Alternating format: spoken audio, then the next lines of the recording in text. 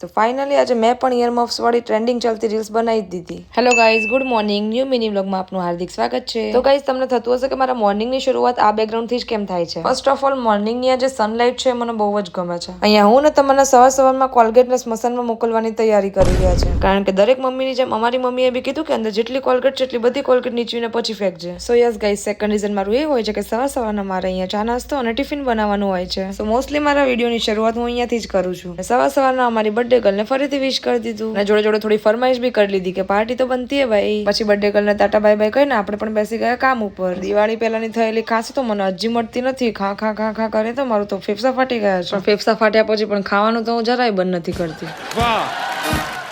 પછી બપોરે મેં ગરમા ગરમ રોટલી બનાવી દીધી અને સવારે બનેલી દાળને મેં ગરમ કરી દીધી અને બેસી ગયા આપણે તો ખાવું ખાવું ને ખાવું. સાંજે ફરીથી અમને લોકોને ભૂખ લાગીને અમે લોકોએ ચા નાસ્તો કરી દીધો. અમે લોકો એટલે કે મેં ને જીતે.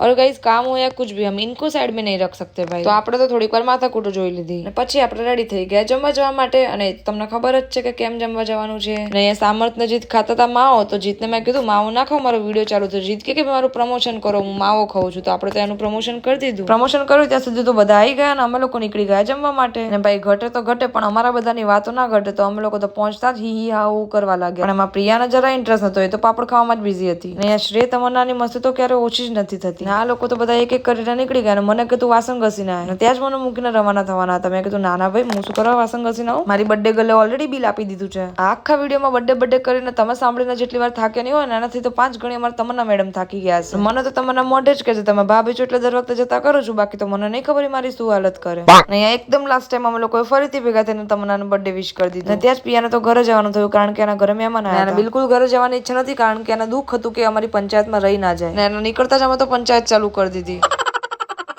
મારે ટ્રેન્ડિંગમાં ચાલતી એક રીલ્સ બનાવવાની હતી, તો અમે પહોંચી ગયા એક્ઝિબિશન. ત્યાં પહોંચતા અમને પહેલી દુકાનમાં જ ઇયરમફ્સ મળી ગયા અને અમે લોકોએ મસ્ત મજાની રીલ બનાવી લીધી. પછી અમે લોકો ઘરે આવ્યા અને શ્રેય બેબીને ઊંઘાડી દીધો. ખબર નહીં 2-4 દિવસથી બહુ જ માથું દુખ્યું હતું. જીતે મને સરસ મજાની માલિશ કરી આપી અને પછી એ તો રમવા માંડ્યા ફ્રી ફાયર. તો બસ ગાઈસ, આજના વ્લોગમાં આટલું જ હતું. મળીએ હવે નેક્સ્ટ મિની વ્લોગમાં. Bye bye.